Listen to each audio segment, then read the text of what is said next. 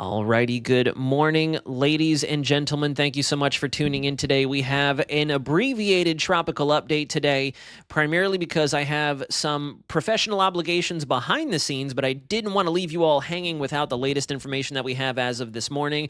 I also don't want to get too far into the weeds because we're approaching what I think is the transitional period between simply tracking an area of interest down there in the tropics versus an actual invest. I really do think we're going to have Invest 99L here very soon. It's just a matter of time, and then from there we will officially have a physical feature to track down there in the Caribbean Sea, and we'll know just about everything that we need to know over the next few days as to where this thing is going to go, if the potential fail modes that we're going to cover here momentarily are still in play, or if this is something that the rest of the Caribbean and us here in the Southeast will need to watch closely. So with that being said, we're going to switch right on over to our key takeaways. I want to do this right off the rip so I can get this information to you. Now, first and foremost, notice that if you tuned in yesterday, you saw this graphic. I did change some things, even though it does look like a carbon copy. Hear me out. On the first block there, notice I have all models agree tropical cyclone is likely to form. Yesterday, if you recall and you managed to tune in, if not, no big deal. We'll go ahead and rehash everything. We were thinking a tropical area of low pressure was likely to form down in the Caribbean, potentially a PTC, potential tropical cyclone, or a weak depression. In this case, all of our models, the German model, the Canadian model, the GFS, the European model, and even our lesser global models like the UK, the Korean, the Australian, are all somewhat enthusiastic about a full-fledged tropical storm, if not a hurricane, forming down there. The next name on the list would be Sarah, and it is expected to take on named storm characteristics at least at the maximum 72 to 96 hours from now. I do hope National Hurricane Center will designate this as an invest sooner than later so we can get some higher res model data on it, start to schedule some reconnaissance missions into this feature so we can really start to gather not only physical data from the low pressure itself, but also some environmental sampling when the reconnaissance aircraft will circle the general area to pick and pull how strong a high pressure is, how strong a cold front is, how strong a trough is, a ridge, etc., and really dial in these forecast models because truthfully, if I can be somewhat candid with you all, I'm sure you've seen things on social media, and if not, it's probably for the better. But this is definitely one that we here in Central Florida want to be mindful of. Not going to be sounding the alarm, nothing to worry about, but this is definitely something you want on your radar, especially given the time of year when we are more or less tuned out from the tropics. I see some folks popping in over on the Just Weather YouTube channel. No one commenting on News 6. If you are watching from our News 6 YouTube channel, please feel free to drop a comment and say hello. Let us know where you're watching from. And if you have any questions, going to say hello to our wonderful audience on Just Weather. Julia, good morning, watching from Key West. X-Wavy watching from Lakeland, a neighbor of mine, more or less. We have Joey, Daniel, Michael, The Hive, Spanky the Pug, Skittles McDiddles, Alyssa, Pros, Jenny, Yahir, April, good to see you, a long-time viewer, and everybody else tuning in the chat today. Excellent to have you all with us today. We have some really pertinent information I want to relay to you. And to continue on, notice in the second one, there are models and ensembles that suggest that the frontal system that is going to be coming down and bringing us pretty quality weather conditions for this weekend is actually what's going to help to tug that low pressure away from immediately crashing into Nicaragua and Honduras, possibly Belize in the Yucatan Peninsula.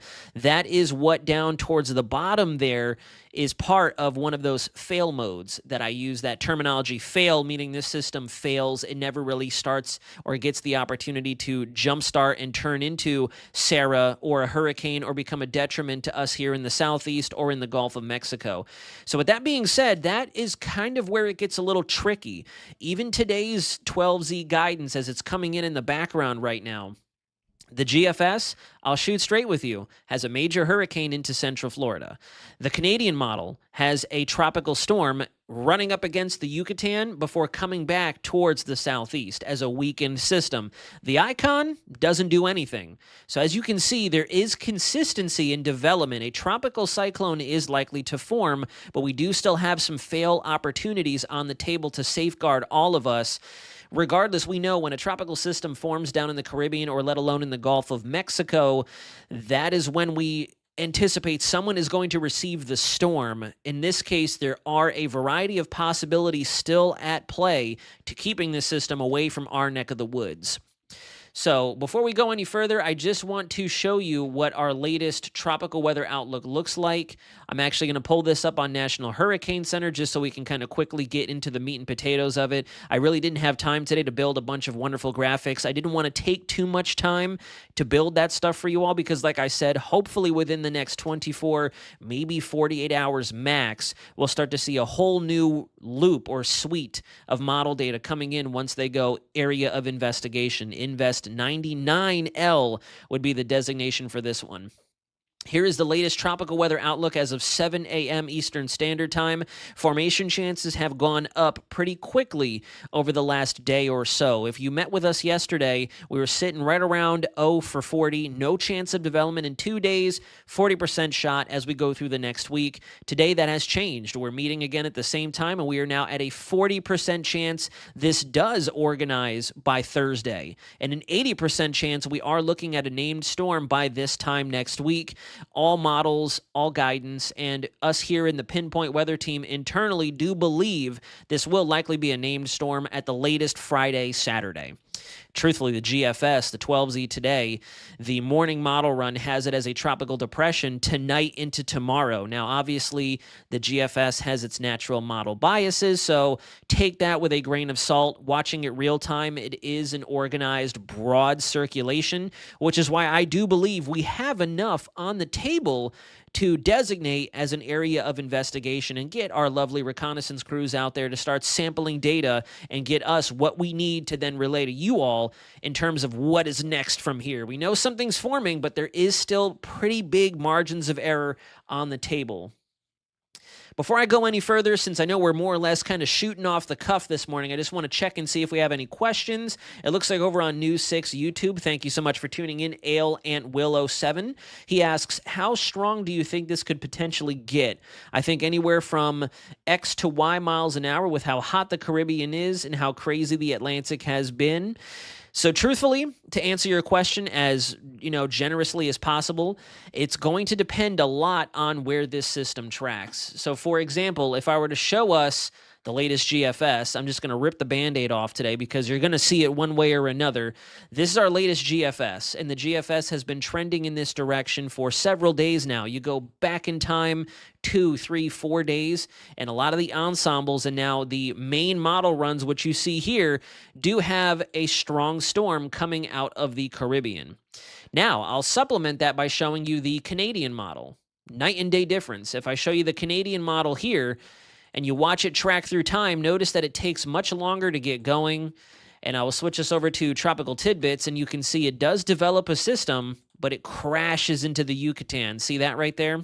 It makes landfall into the northeast tip of the Yucatan Peninsula, comes into the Gulf of Mexico, and never quite gets its act together again. Now, of course, it's still a fairly organized system. It'll bring lots of rain to our neck of the woods, but this is much less concerning than what the GFS has on it.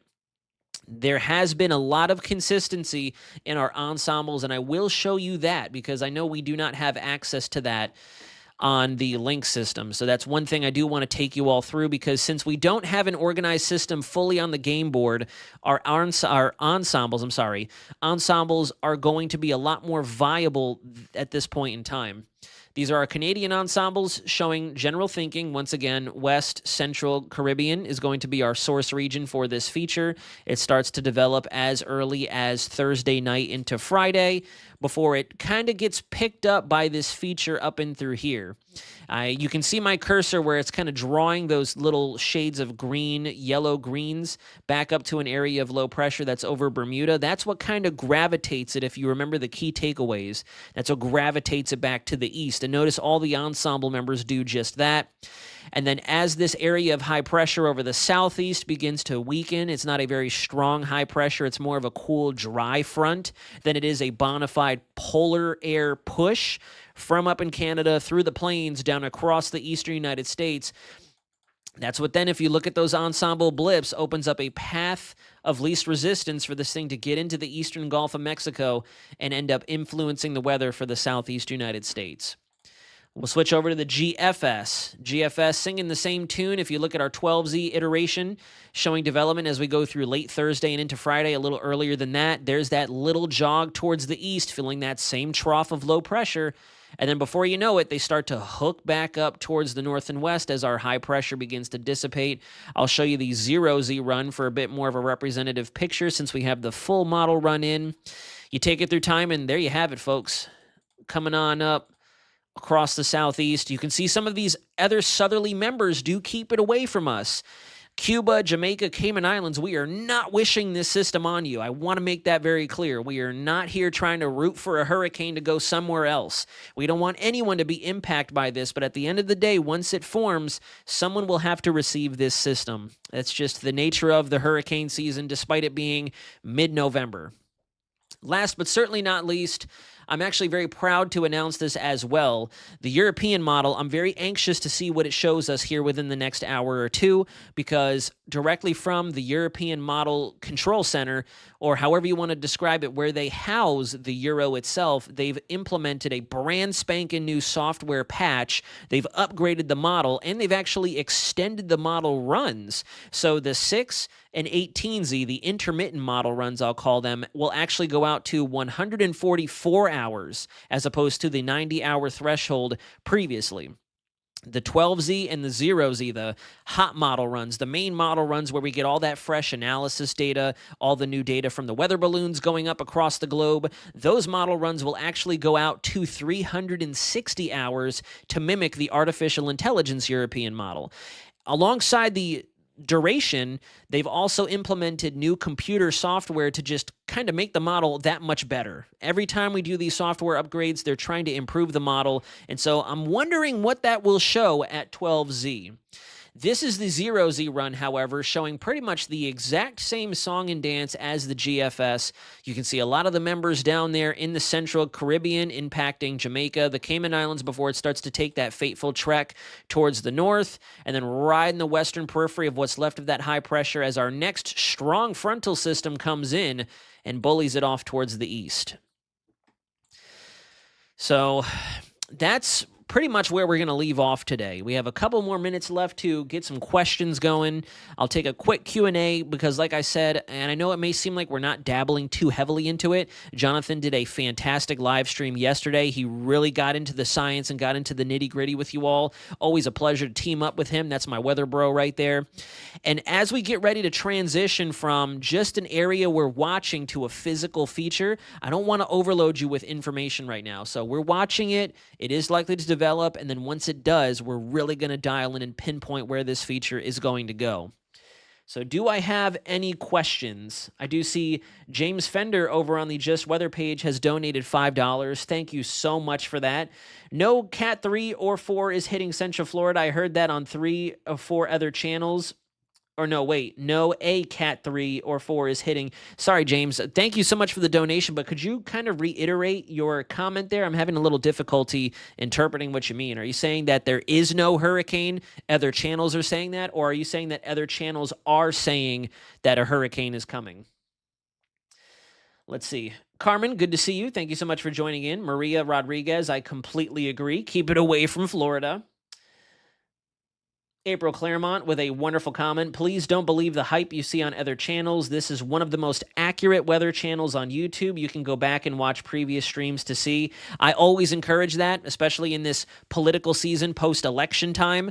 If you want to fact check us, go on back to our previous articles, both on clickorlando.com, the News 6 YouTube, as well as the Just Weather YouTube. Jonathan and I have been on top of things to the best of our ability as we've rocked together through this hurricane season, and this is no different time. We're going to be working feverishly. Him and I are constantly in contact with one another, even if we're not sharing the same space, to try to get as much information put together and collab to then bring to you all at a moment's notice. So, with that being said, folks, we're going to go ahead and wrap up. I have to jet off to a school visit here very soon, which I'm actually pretty excited about. It's a nice change of pace, but we will see you again tomorrow at 11:30 local time here in Central Florida for the latest on your tropical update and whatever else may be brewing down there in terms of the latest information to relay to you all. So, I hope you have a fantastic rest of your Tuesday. I hope you're not worried out there. Please don't stress just yet. We're still in the early stages of this. We have your back, and we're going to walk you through it as safe and sound as we possibly can. Until next time, folks, this is the Digital Weather Center signing out.